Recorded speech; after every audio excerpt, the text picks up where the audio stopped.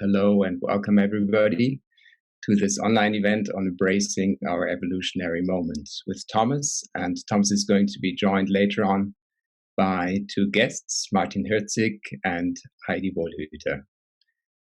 In this seminar, Thomas will zoom in on two aspects of embracing our evolutionary moment.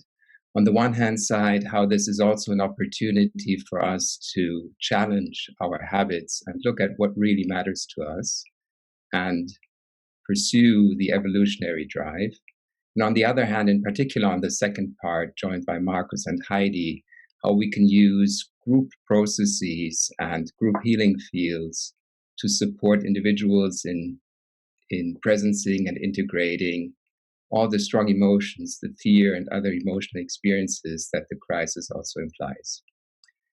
We're going to spend about an hour or a bit more in having Thomas teach and guide us through contemplations, and then hopefully have a bit of time for a couple of questions. And then we will open the space for Heidi and Markus to join. And with that, over to you, Thomas. Well, thank you, Jens. Welcome and hello, everybody. Yeah, this is another opportunity in a kind of a series of talks over the next month as well, where we want to see, okay, what are actually the difficulties and the opportunities in such a global crisis situation, and what is actually a crisis, what is challenged in us.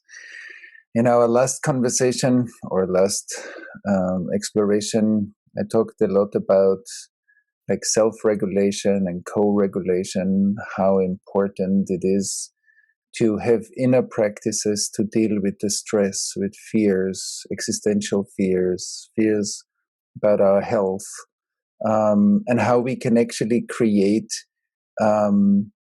fields together where we have meaningful relations. And we all know that a real meaningful relation doesn't have to be very long, but when we really are together, we listen to each other, there's an amazing quality of co-regulation.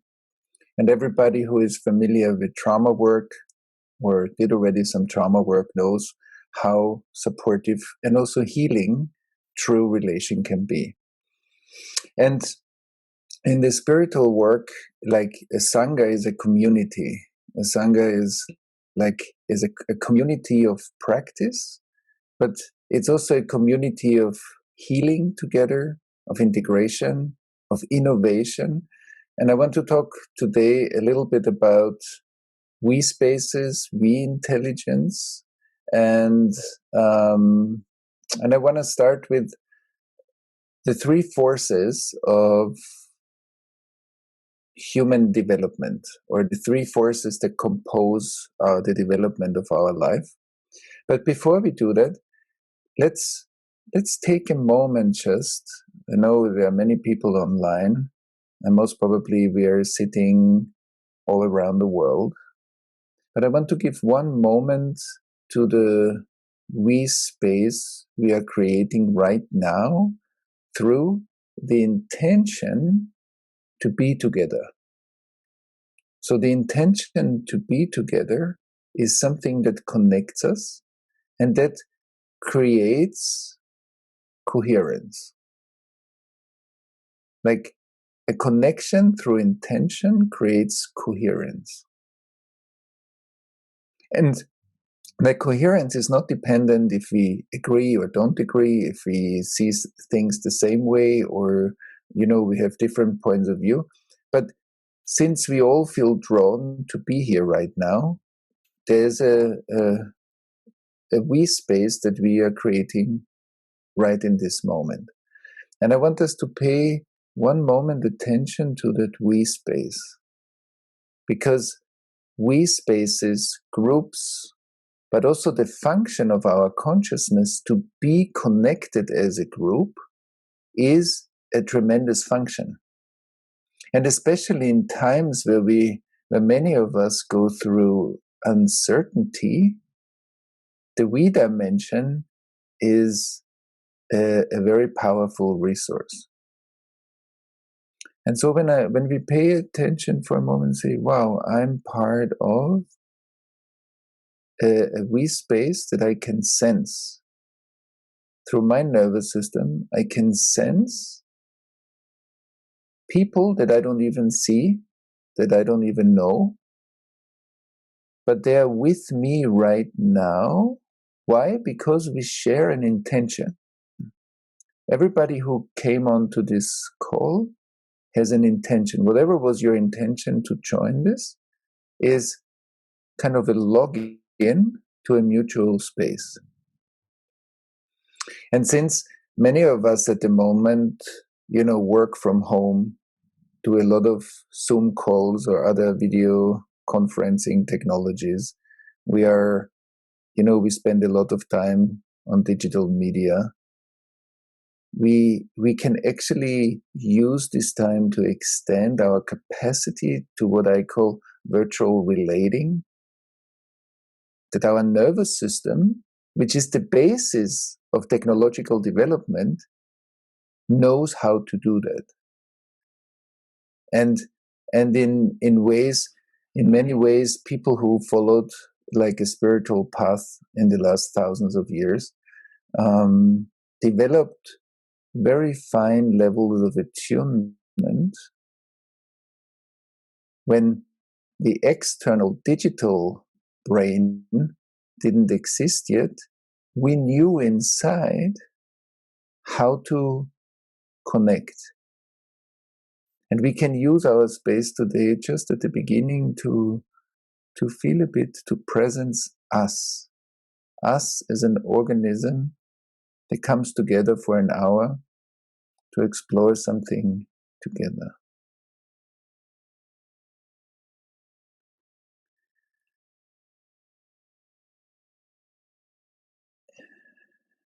Right. And later on, we will go into a contemplative journey together to see maybe if there are elements for us to learn out of the crisis. We will do this after a shorter presentation. And I want to start with two different fields of we. Because we know that there is, we are not the first ones here on the planet. And many of our ancestors went through crisis as well. And it seems like they emerged out of the crisis, because otherwise we wouldn't be here today. And so when we are going through crisis, there is a kind of a tribal crisis or trauma response. So when our survival is a bit more threatened, we know that sticking together or being together is a great thing. And evolutionary-wise, it helped us to go through difficult times. So there's an intelligence within that response.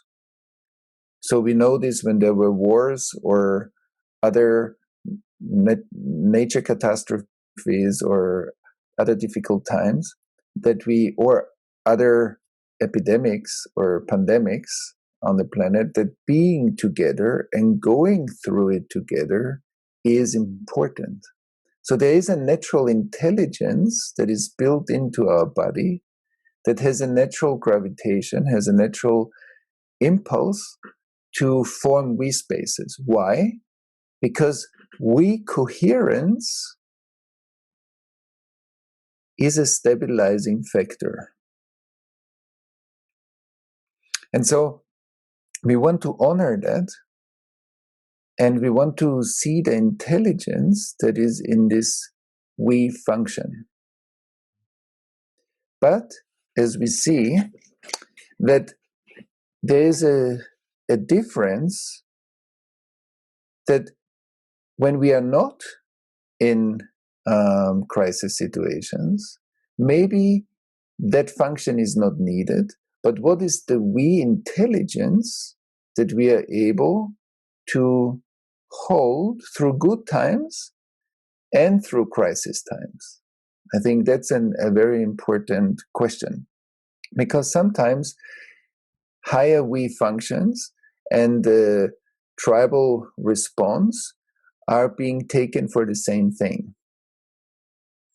And I want to speak today a little bit about the we spaces. What are functional healing communities that are generous, that are supportive, that are essential and authentic, and that are coherence building tools. And one of the most important coherence building tools is, of course, awareness and presence and participation. So what's the difference of being a consumer in life or a participant in life? So what's the difference between a consumer and a participant?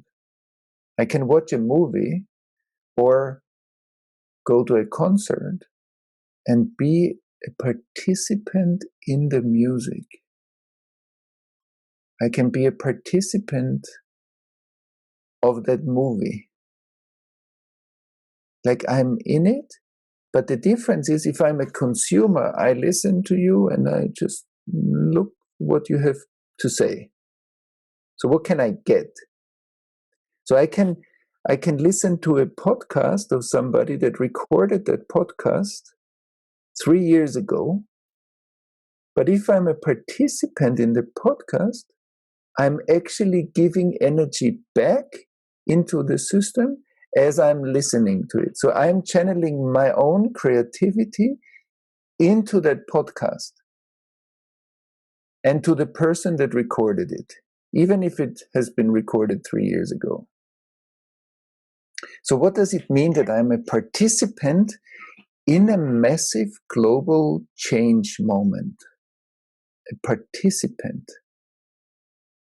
That moment to moment, I'm actually giving something and I'm receiving something. Because every one of us needs to receive at times, and every one of us has something to give. But the difference between a consumer and a participant is that in participation, I'm channeling my creativity into the collective.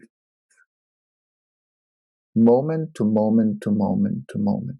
So it might look like two people are listening to the same talk, seeing the same movie, listening to the same music, or doing work, and the energy balance of giving and taking is very different. So that's one thing. A participant is a coherence building force in the society. And coherence, we can understand relational coherence is like data streaming. You know, now we are doing something live. This is not a pre-recorded talk, at least for the ones that see it right now. Tomorrow it's going to be different. But right now, our relation depends on the data connection. And relating is a constant streaming of data. Present relation is a data streaming function. And we built technology where we all know how lovely it is if you stream a movie and you see it smoothly, or if you stream a movie and every 10 seconds it stops because it needs to load again. So some of our relations or relational moments are streaming moments. We experience them as a flow. I feel you feeling me. I feel you feeling me. That's an ongoing streaming. The data connection is great. But through strong habits and through trauma, the data connection gets really shaky or breaks down. So then I either don't feel me, or I don't feel you, and I don't feel you feeling me. The natural data connection of relating is broken. And I want to stay with that for a moment, because technology is an externalization of an architecture that we carry inside. And so at the moment, technology can give us an amazing language for relational experiences. When we have an argument and we are becoming reactive, we don't have a choice to choose another behavior. So I have to be in the same reaction as I have been maybe 10 times before or 50 times before in a relationship argument, in a situation with my child, at work, or when I relate to politics. That's different from online streaming, and online streaming always includes participation. Participation brings in creativity. Creativity brings in the future, and the future brings in new options, new possibilities. So it's an emergent relation.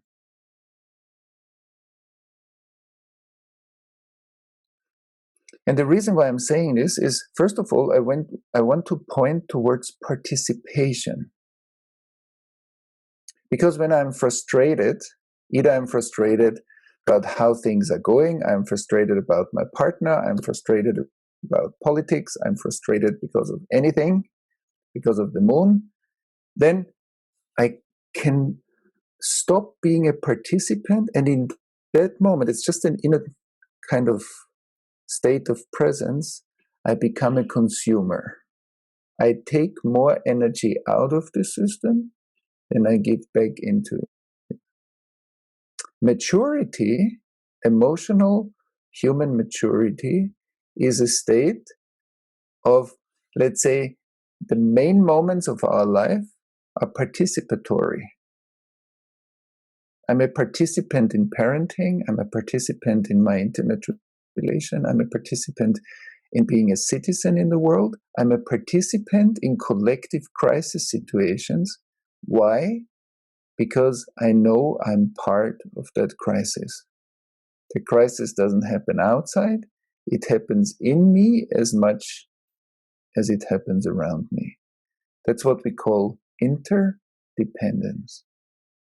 And I believe right now we see in our world how important it is to acknowledge that human maturity and democracy only work in a state of interdependence. I'm not dependent, but I'm also not independent. It's not the bad system out there and I'm sitting on the good spot and I can talk about the bad system out there. No, we are interdependent, which means relationality is the intelligence to respond to the current world. But that's, of course, challenging. I'm not saying it's not challenging. It's challenging, but it's something to practice. And it's something to practice for. And here's why. In my understanding of human development, let's say when we simplify it a lot, just for today, if we simplify it a lot, there are basically three strong forces that design our daily life experience and that are part of our kind of developmental process. One is the part of us that wants to develop anyway. That's the part of us that is always swimming in the river. That's the part of us that is always a participant in life. That's the part of us that tastes the uniqueness and the beauty of the creativity of life. That's the part that tastes the uniqueness and the beauty of the creativity of life. That's the part of me that knows what's essential. That's the part of me that knows my soul. That's the part of me that knows the divine nature of life. That's the part of me that is ongoingly creative and is an ongoing yes to life. Because it's alive. That's why it's a yes to life. That's the part that channels light as conscious awareness. And that's the part that knows my authentic movement. That part in all of us knows our authentic movement. That part knows what many of the saints said, that life is an ongoing movement. Krishnamurti said one thing never changes, that everything is changing.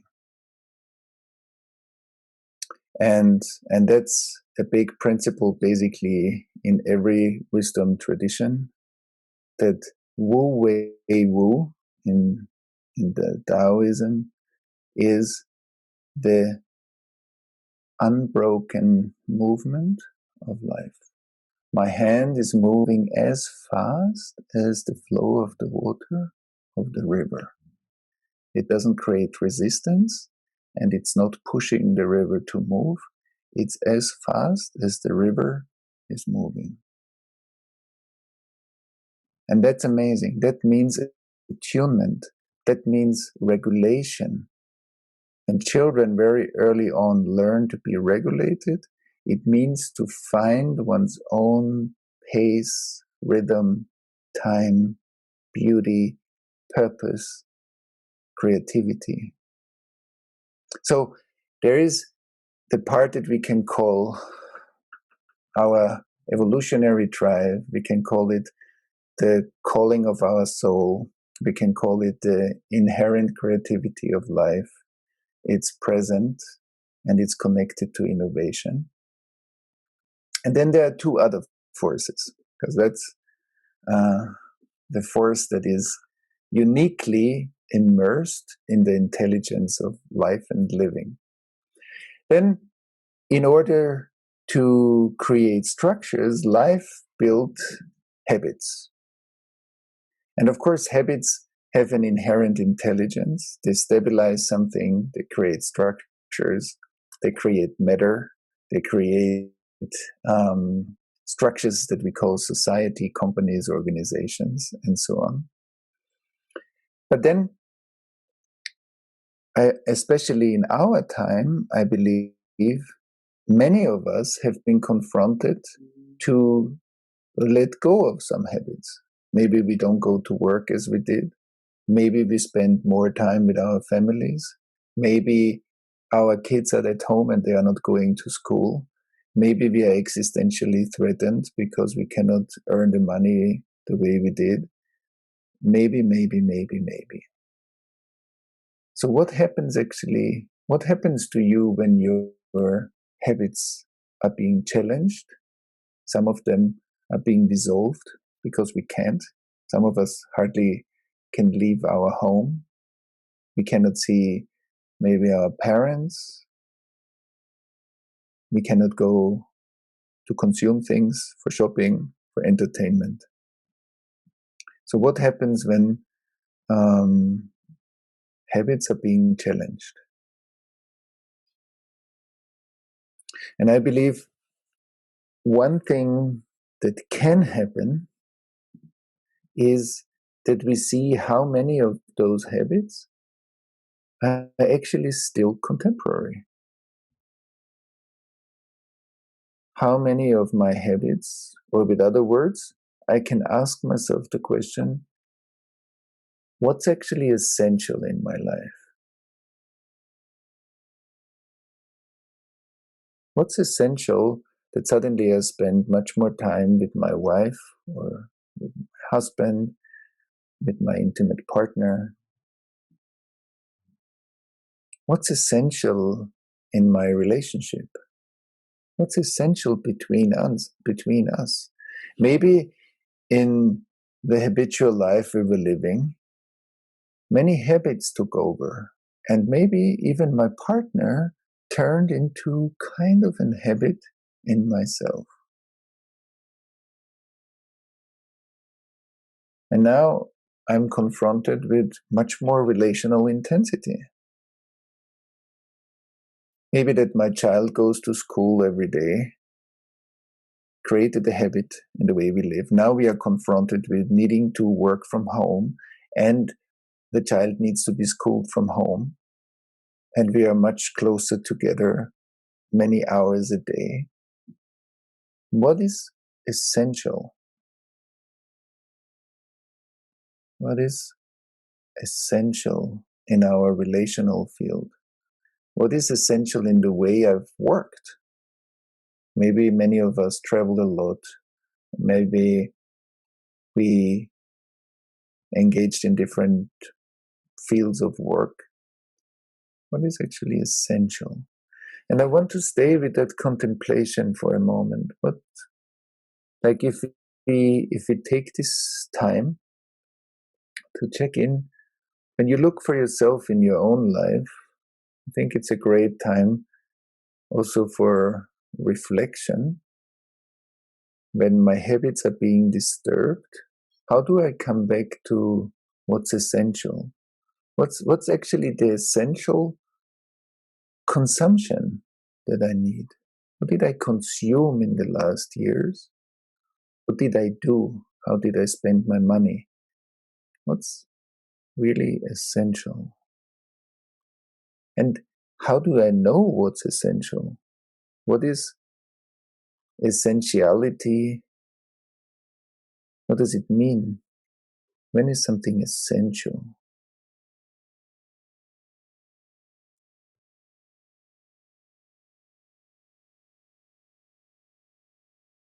So when you look into different fields in your own life, your work life, your relationship life, maybe your life as a parent, maybe you're living alone and you are not in a relationship, what's essential? Maybe you have a spiritual practice, maybe you have no spiritual practice. What's essential? How do I spend the time of my life?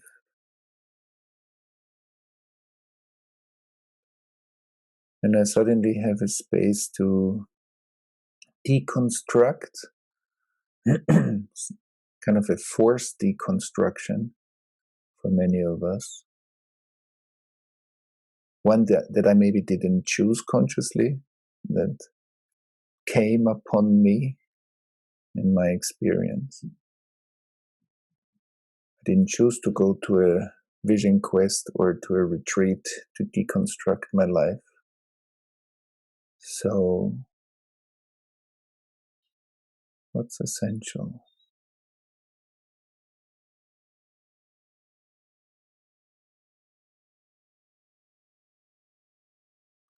And when I ask the question of what's essential, is also what does all of this bring up in me? Maybe it brings up a lot of fear, stress, panic, existential anxiety. Maybe it brings up a lot of doubts. Maybe I feel more depressed. Maybe I feel even more happy and relieved, and suddenly I have more time. I'm not so driven because things slow down. Whatever it is, and we are not looking for what's the right thing to find or how should I be, more as an invitation to what do I find? What actually is beyond interpretations, concepts. Who am I in my humanity reflected back onto myself?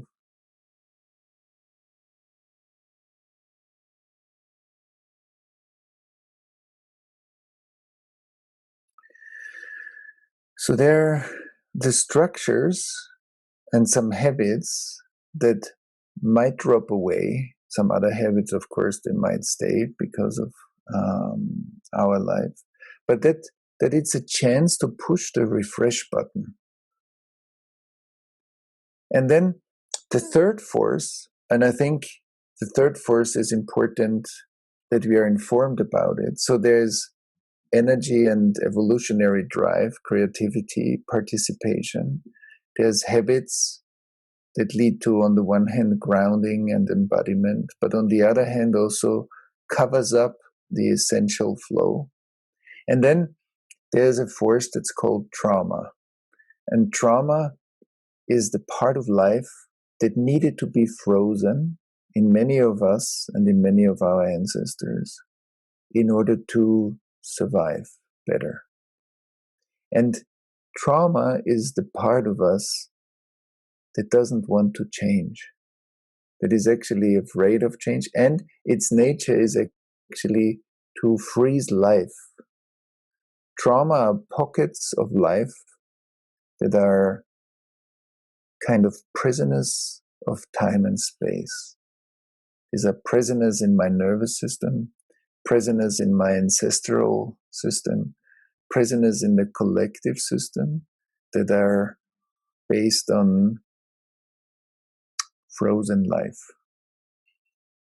And so I can also, because many of my fears and many of the stress elements that come up, that might come up through my trauma history that get triggered right now.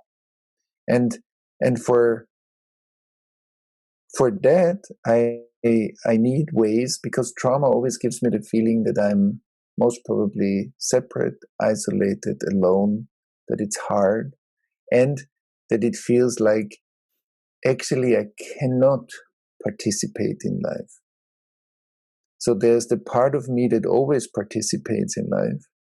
There's the part of me that when shaken can be changed and rearranged, because habits are fluid, they can change.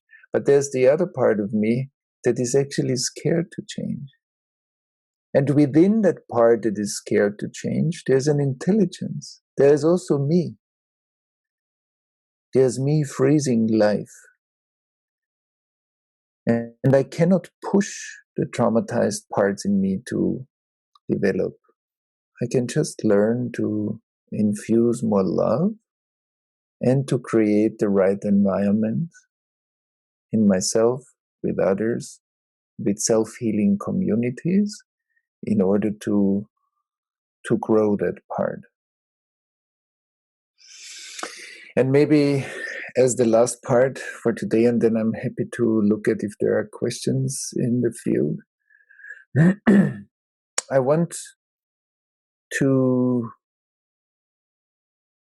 talk about something and that connects very much to why I ask you about what's essential, and why I brought in the part that is a participant in life every moment. You remember the part that is development, that is evolutionarily aligned, that is connected to my soul, that is connected to the creativity of life. Because however we are related to spiritual traditions, basically all the great mystical traditions talk in one way or the other about one thing that is really, really powerful. And I believe it's really, really powerful also in times of crisis, because crisis and the miracle, they are very close. And we had some holidays, and holidays in the secular world became vacations, but holy days in the spiritual practice are days that are dedicated to the divine. They are dedicated to presence. They are dedicated to enlightenment. They are dedicated to the miracle. And in the part of me that knows what's essential, that is a constant participant in life, that knows what it means to be present, and that knows what it means to be in awe. When you take a walk through nature, and you're not just busy thinking, but for a moment the thinking opens up, and you just feel the interconnectedness of the forest you're walking through. Or you listen to a concert and suddenly it opens up and the music and you are not anymore separate. So I'm listening to outside music. It becomes more interconnected. And so the Easter holidays in the Christian tradition, the resurrection of Christ, Passover in the Jewish tradition, the Exodus from Egypt, like when the sea parts. So the miracle is timeless. And the interesting thing is, when the miracle is timeless, it means that it didn't happen then. And that's a very interesting, worth it, an interesting exploration. If the miracle didn't happen then, because when it's timeless, it's always now.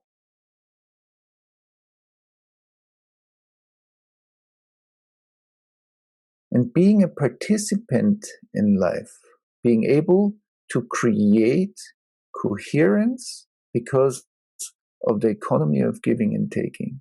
Participation has always a level of generosity because it creates something while it receives something. So the engine of my creativity is on. Whatever I do, it's on. And so if I participate, I channel that energy into the context. And it's a coherence building tool. And within that part that I mentioned before, that feels and knows the movement of life, I know the taste of the miracle. And since in our secular societies, we might have lost the power of what it means to create something out of nothing. All the mystical traditions, in the deepest understanding of the mystical exploration, in the deep states of meditation, in deep states of practicing yoga and meditation, or Kabbalah and meditation, or Sufism, or Taoism, or in the inner esoteric Tibetan Buddhism practices, we are coming to places where we come closer to the miracle, which is creating something out of nothing.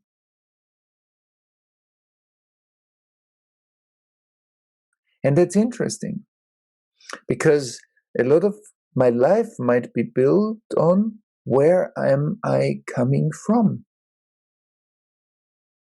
Maybe I come from my parents, and my parents, they come from their parents, and parents, and parents. Oh, or I'm coming from school to high school, from high school to university.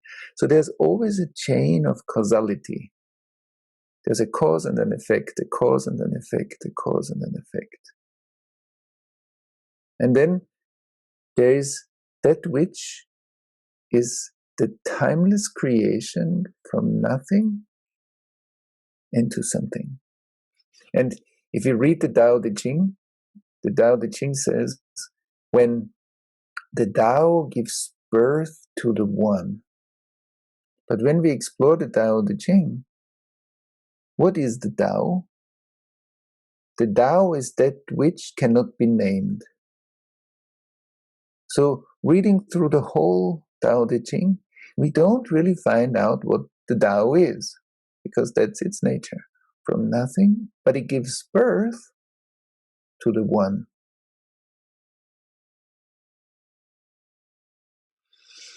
And the reason why I'm saying this today is because when we see the world, and I think we are in this pandemic crisis right now, but there are other crises. They are maybe not so imminent on the news, but our climate is changing. There are more and more change processes that will come up, and the capacity of change ability, the ability to change, or the ability to create adaptive structures that we can build. They're evolutionary because they work right now, but they are fluid enough to be changed into new structures. We are being asked to train, most probably for the next decades, to be able to be together as intelligent communities, as healing communities, as innovative communities. We are being asked to create the structures that are the most intelligent for now, and the most intelligent for now. But if I'm a participant in life, that's what I'm interested in. I'm interested in what is the most intelligent for now? How can I contribute to where I am now? And there's always something to contribute because we all have a purpose. We are all connected to the engine, ultimately, of the miracle and the divine. And that is from nothing into something. The whole alchemy of life, many of the spiritual traditions actually attempted to come closer to that eternal moment that in the stillness of our practice, there's a tremendous intelligence.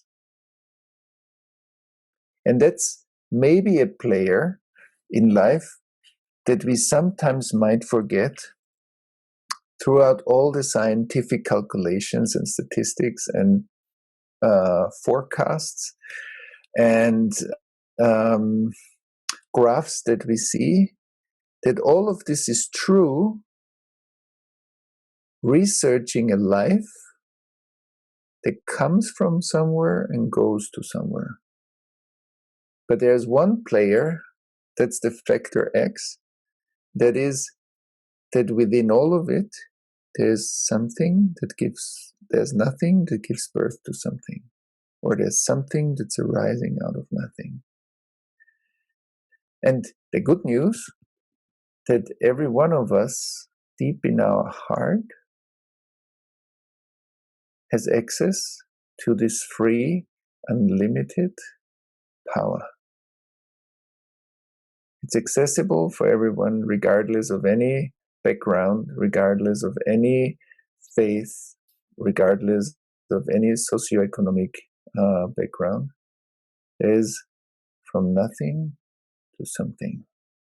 That's the real birthplace of our soul.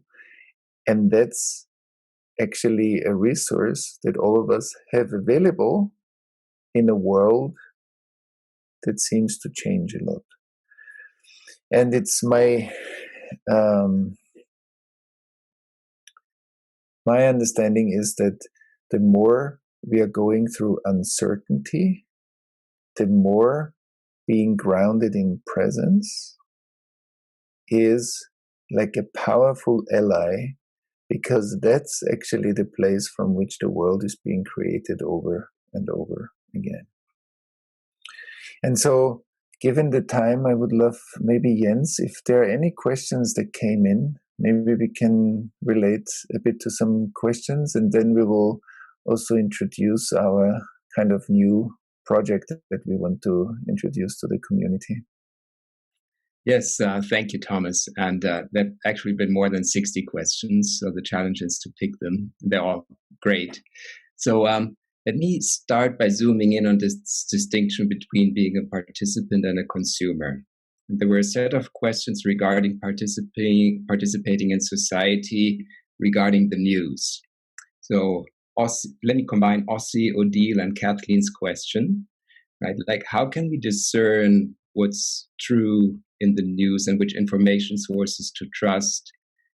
What's behind conspiracy theories? Like, what's the sense of it and the origin right? Of people coming up with conspiracy theories, and how can we deal with people who are confronting us with conspiracy theories? Right. So first of all, I think it starts somewhere else. First, it starts in the nature of the question. A question is a split in life where from not to-ness, the question and the answer are the same. When a question is answered, the question and the answer are not two. When it's really answered, sometimes questions are partly answered. But most of the questions actually walk us. It seems like we are having questions, but many of our life's questions that really have energy in us, the question actually walks us. Or we could say, every soul that comes into life takes on a certain set of questions in order to unify them with their answers. But if something needs to be unified, it already implies that it's split. So here we go. I read something. How can I know it's true? How can I know that you are authentic, Jens, right now? I mean, you're talking. How can I know that you're authentic? How do I know if the politician that I'm listening to is authentic? And what does authentic mean? Authenticity means, and the third question is, what's my instrument, my sensor, to really sense and measure authenticity? So authenticity is the coherence of a mental, emotional, physical, and relational information.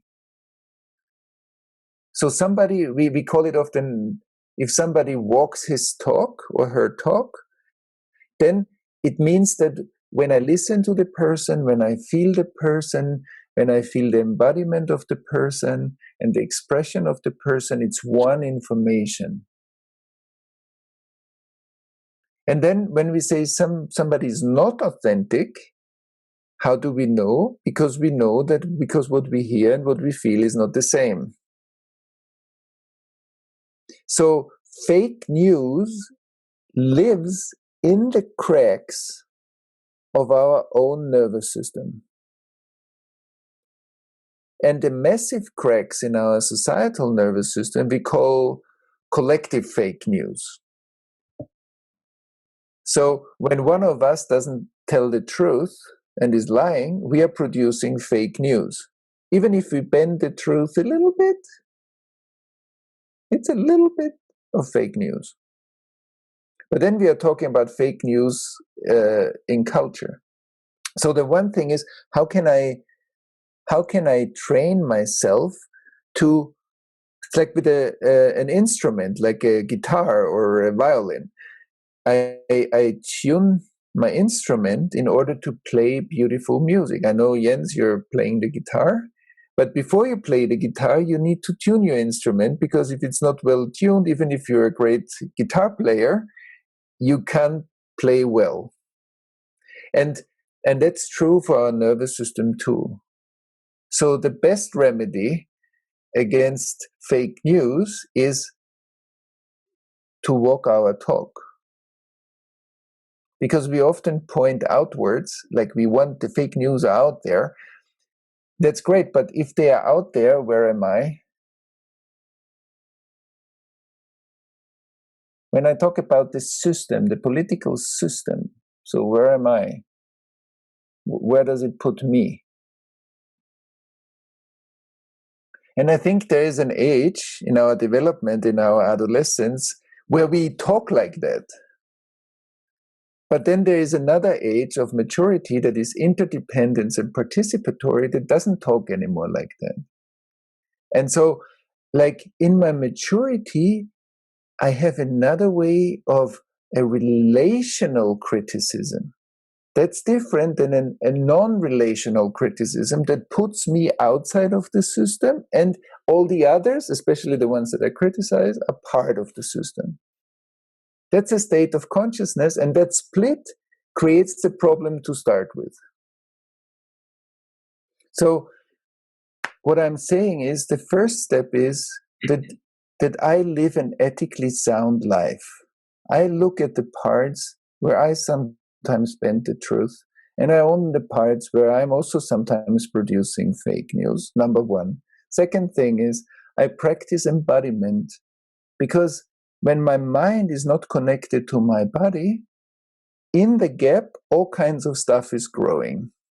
But when that gap is closed, authenticity happens. What I feel, what is happening in my body, the way I act, and the way I think is one thing. And the third part is that we take care, as Otto Schama puts it beautifully, that social absencing, these big chunks of absence in our social bodies that are collective trauma fields, also a lot of stuff is growing there, where information seems to be like an animal without any home. Like everything can be said, but everything can only be said from a disconnected mind. Because in an authentic, embodied mind, that which is really true to the energy will be said.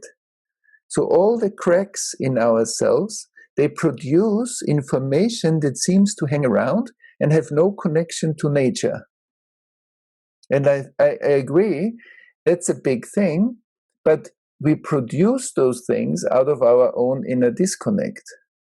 And I think the more that's why we developed the practice of global social witnessing, because global social witnessing is a way how to slowly at least become aware and start to integrate the gap between inside and outside.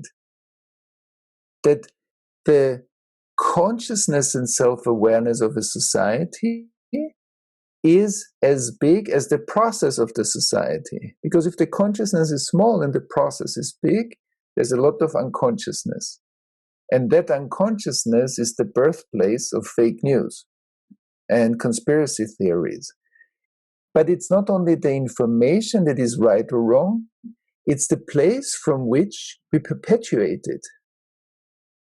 It's not only if it's right or if it's not right, it's also which place do I strengthen to perpetuate that information.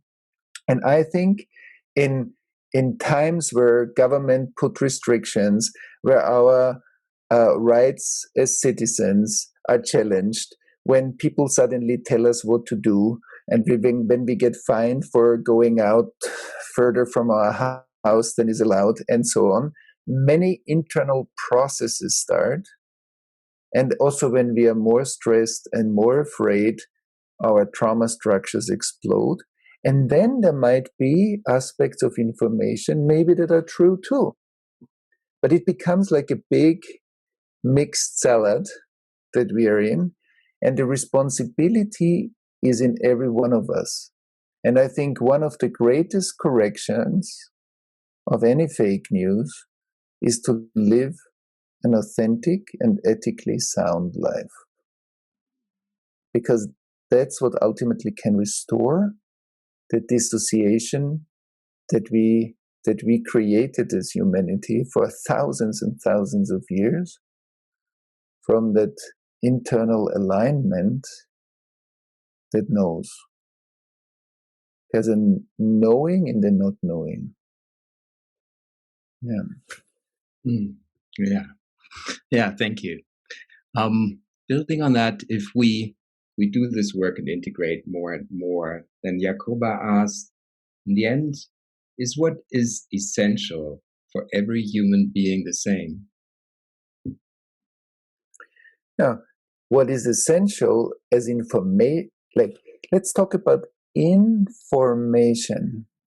Information is the energy is information in movement. Not every one of us comes with the same energy or information into life. We have different interests, we have different core interests. Somebody is kind of totally fascinated by mathematics, someone else is totally into high tech, somebody else is totally into medicine. So we are not coming with the same essentiality as information or the expression of it. We will form different lives and we will sustain different forms. That's information. It puts us in a form. Our life is like a form. Every one of us lives also as a form.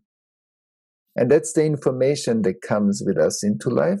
And that's also the trauma information that we picked up in the family systems, in the genetic codes, in the social systems where we have been born into. But more importantly is that the place we touch that is essential. The place we touch connects us deeply. Not the information we will feel. Maybe you will say something else than I will say when it's about what's essential in our profession. But the place we touch will be we will feel very close in that place. Because we both touch the pulse of life. And when we touch what's essential for us, we touch the inherent creativity of life. And that's the language that life speaks beyond. It doesn't matter where we come from, and it doesn't matter which ethnicity or religious context or spiritual context or profession we belong to. There's something deeply unifying about what is essential. And that's why it's so powerful, because the more of us ask that question, we distill our life back to the information, to the form that is truly essential for us. And I think that's a very important inquiry, especially when we are kind of on a spiritual path, then it's an essential inquiry. Yeah, thank you. Beautiful. Moving maybe from the individual to the collective, one question from Mitchell is this time a potential for our nervous system to evolve in such a way that it has a capacity to function in a more pancentric way? And what would that mean? Yeah, definitely. Definitely, let's say like that. When we grow, when we learn to integrate our younger, traumatized, and regressive parts, which is a life journey on its own. So it's not that we are integrating it and that's it. When we put energy into its integration, we stabilize our consciousness more and more in a more mature level. But that's only one step of human development, because adult development and the development of wisdom means that that more of life will find a home in me. I often say it's like you take a needle and you take the needle of life or of consciousness, you bring it out into the world and you bring it back inside. You bring it out into the world and bring it back inside. That's how our perspective can host more complexity. It learns to weave the world into the interior information and then from there learns to respond. That's what it means to be responsible. I can be a local citizen that is responsible because I can include a global context. And since we're all walking around, we're using the technology right now, makes us a global citizen, because right now, many people from around the world participate in this moment here online. So we are a global citizen, all of us. The question is if our consciousness equals the information that we consume right now. So if I walk around with my mobile phone, then I am a global citizen because I have access to the World Wide Web, which is a possibility for me to create a global consciousness. So the current situation shows us the interdependence of many, many countries, many, many systems. We see through the virus how it's spread all over the world because we are traveling a lot. We have interconnected systems, and those systems need to find a home in our interiors. And I believe that's the calling of our generations.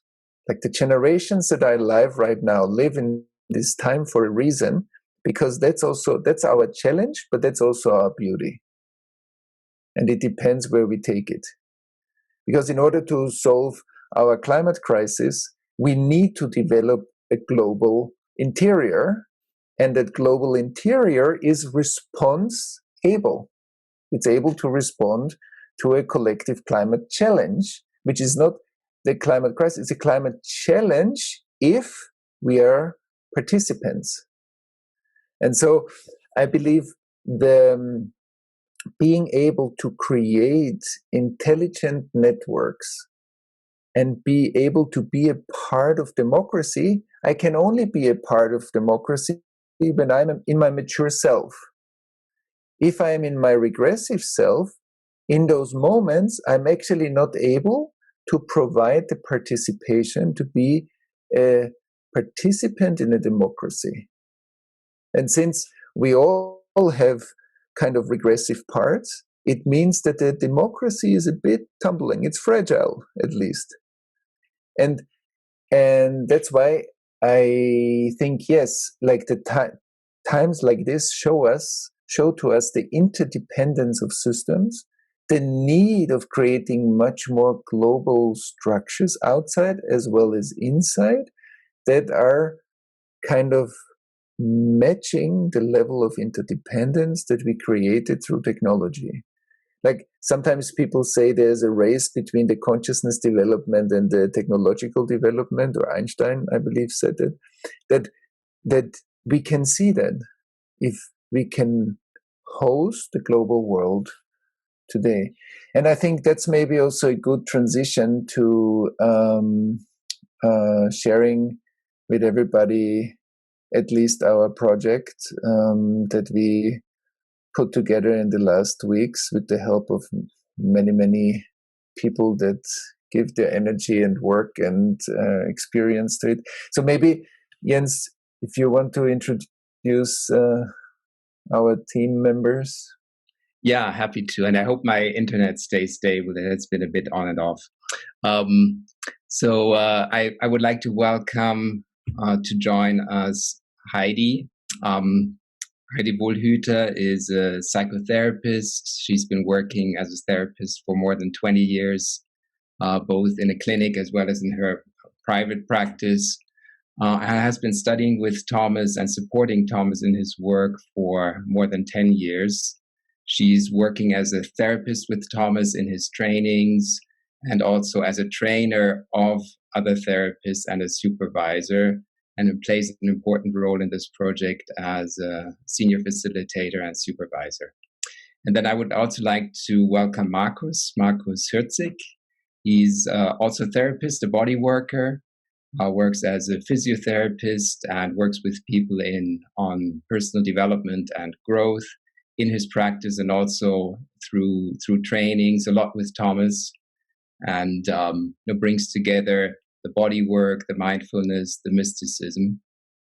And with that, over to the three of you to introduce the new project.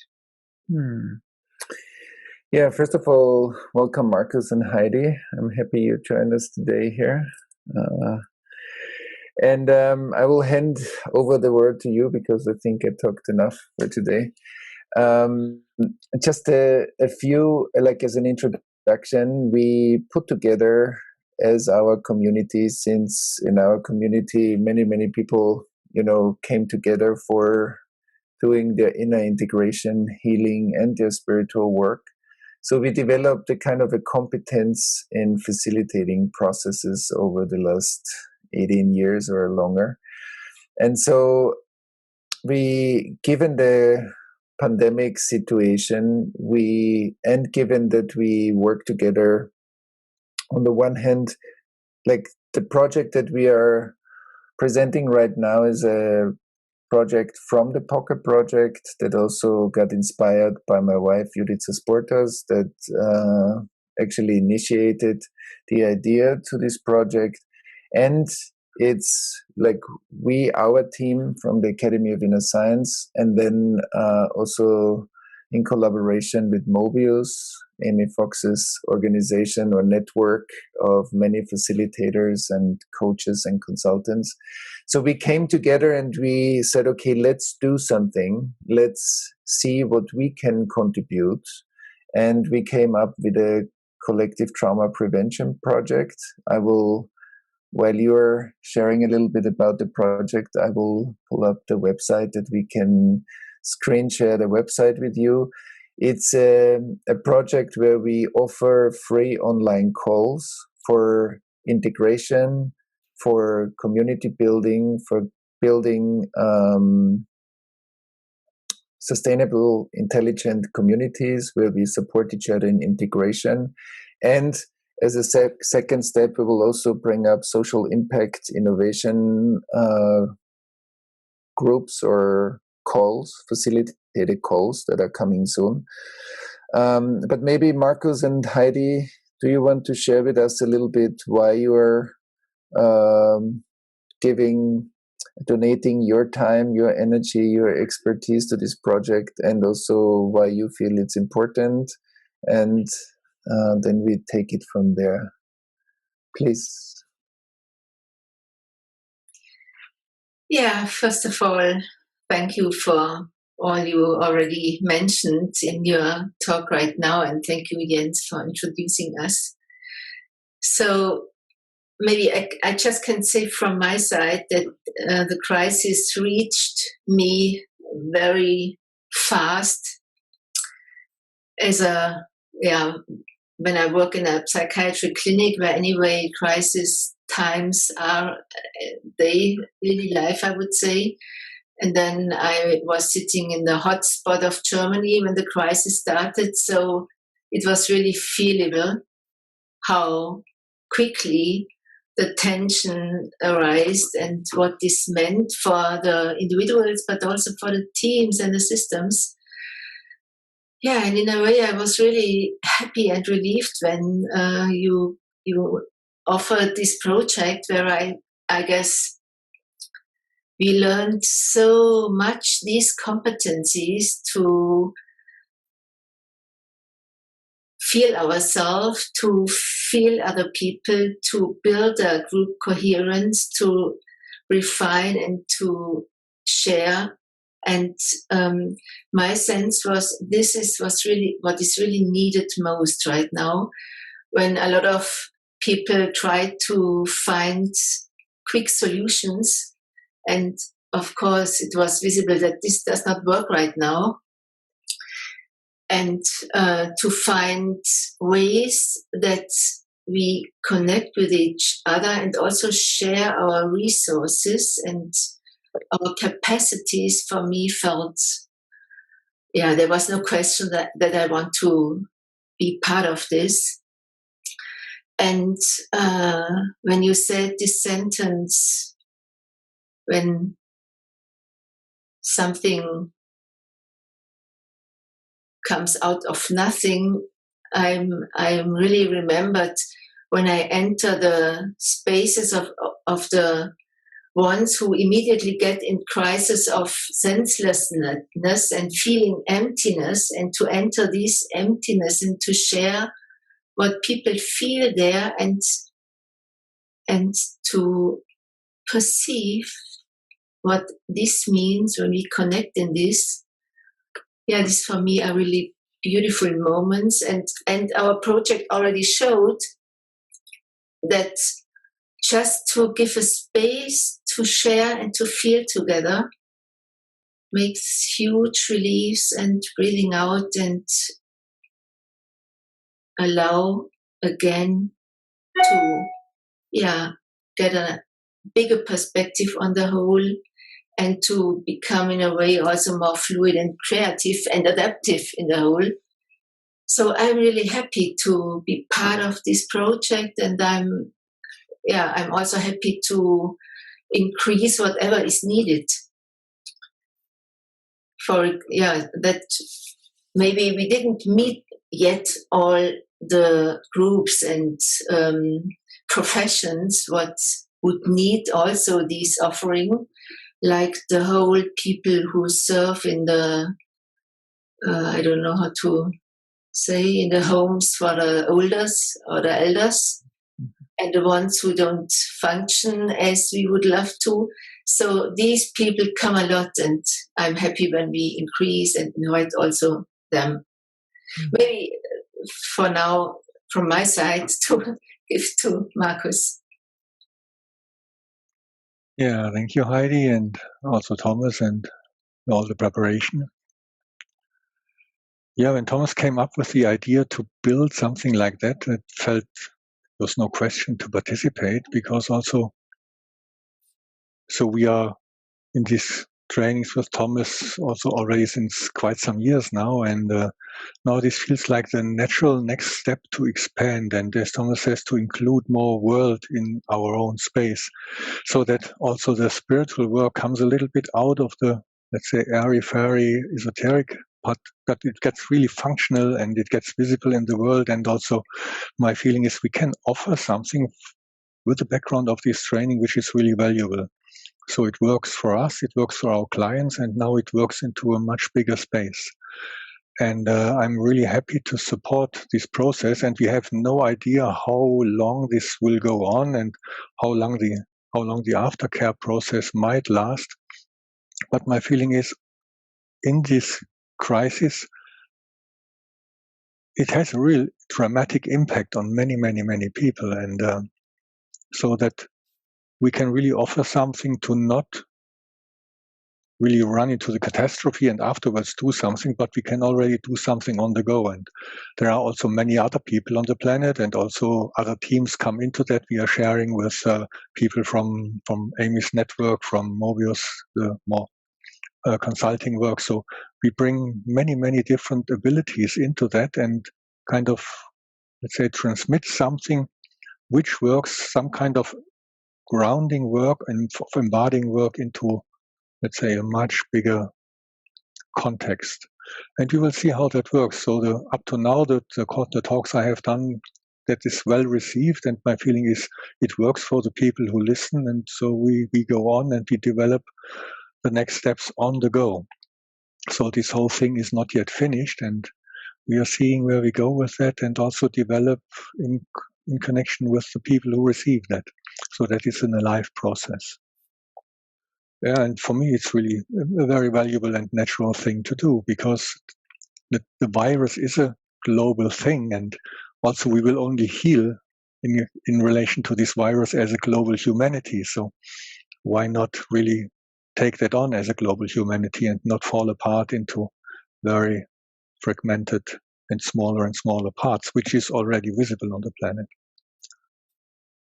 Yeah, so let's put that in and see. Yeah, Jens.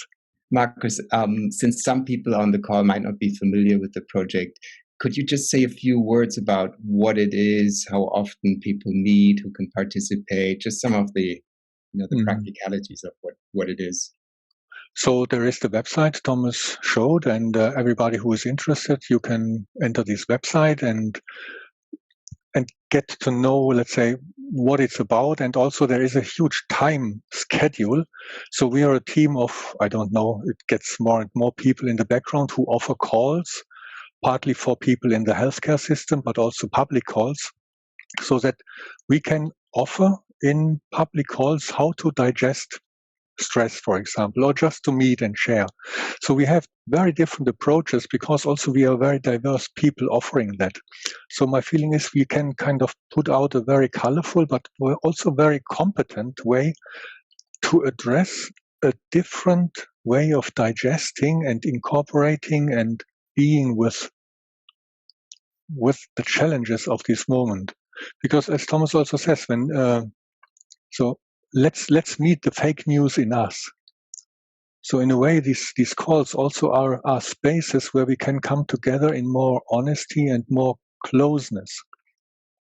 And for me, it's really always amazing. So, for example, the space which builds in these groups, so that we build these transcontinental spaces together where really more these V spaces also come up, that people under pressure stay together.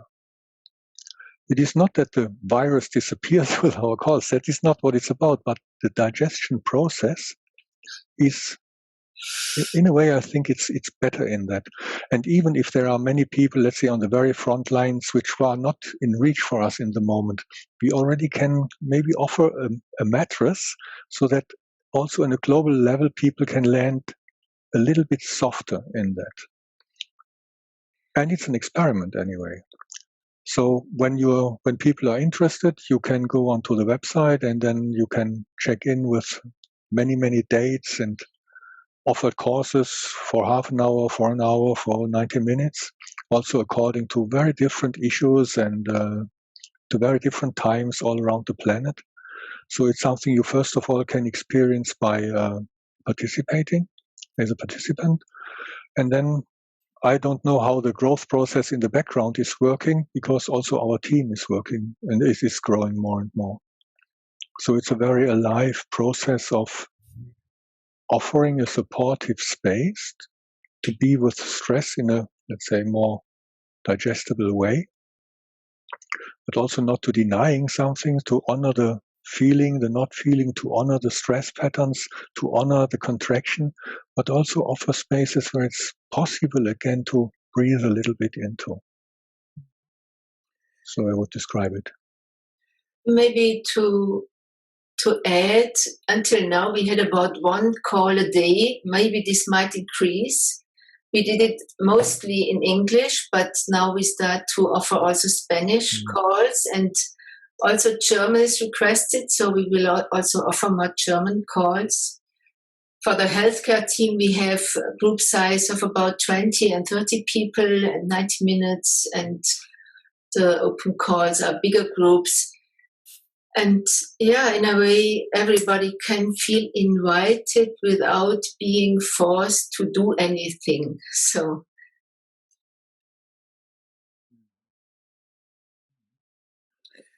Yeah, I think here we can see, Heidi, while you spoke, we put up the website. Here we can see it's corona.pocketproject.org.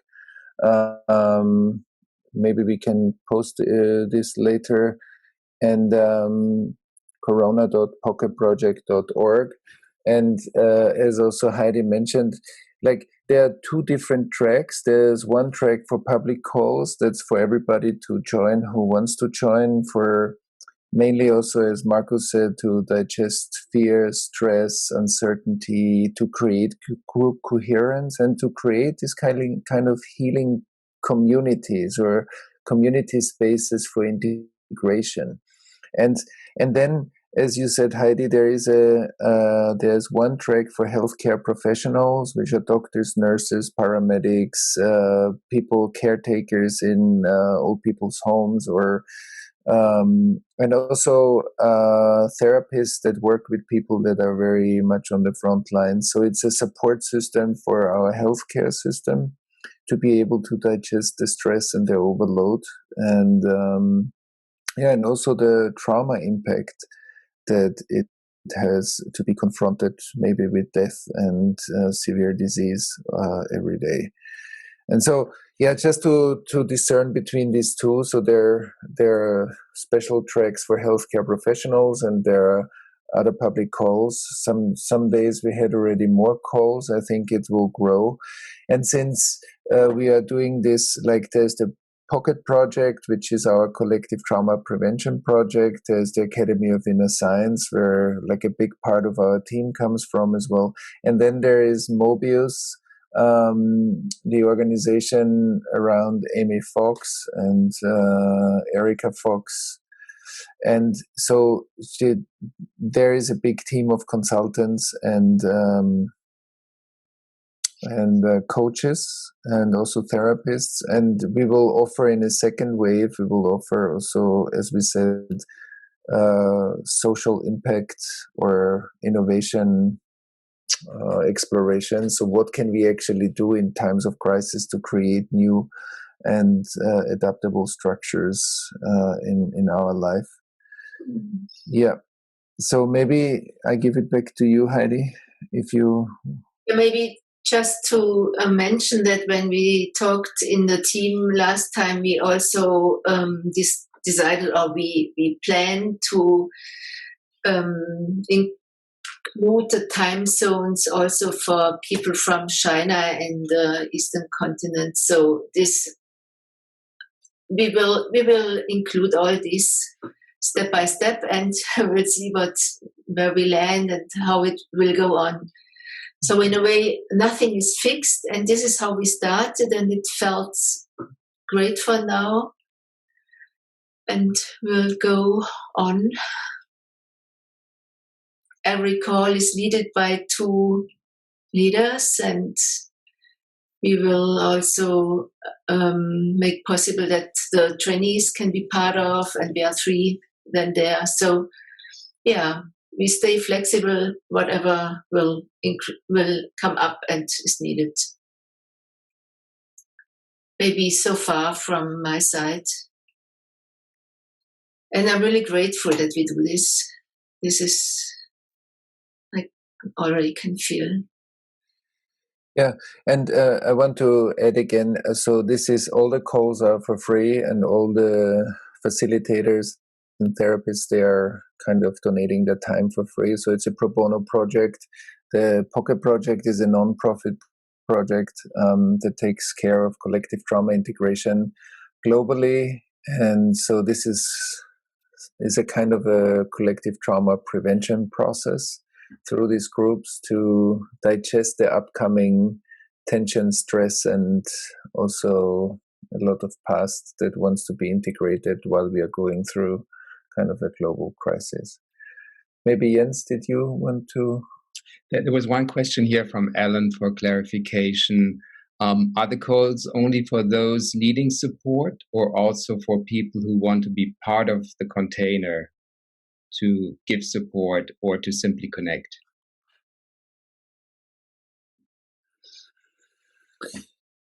Yes, so it depends. The calls are basically for, like, first of all, I think the calls are for people who need support. But of course, if there are open spaces, people can also join to hold the space. But basically, we wanted to provide the space for people that feel distress, that feel anxiety coming up or uncertainty, either economically or in other ways, or go through grief processes with their family members, or like there are so many, or feel isolated and alone and feel it's hard to go through the home isolation. So there are so many ways how we can be affected by it. But if there are open spaces, definitely people can join and also be part of the presencing and holding the container, definitely.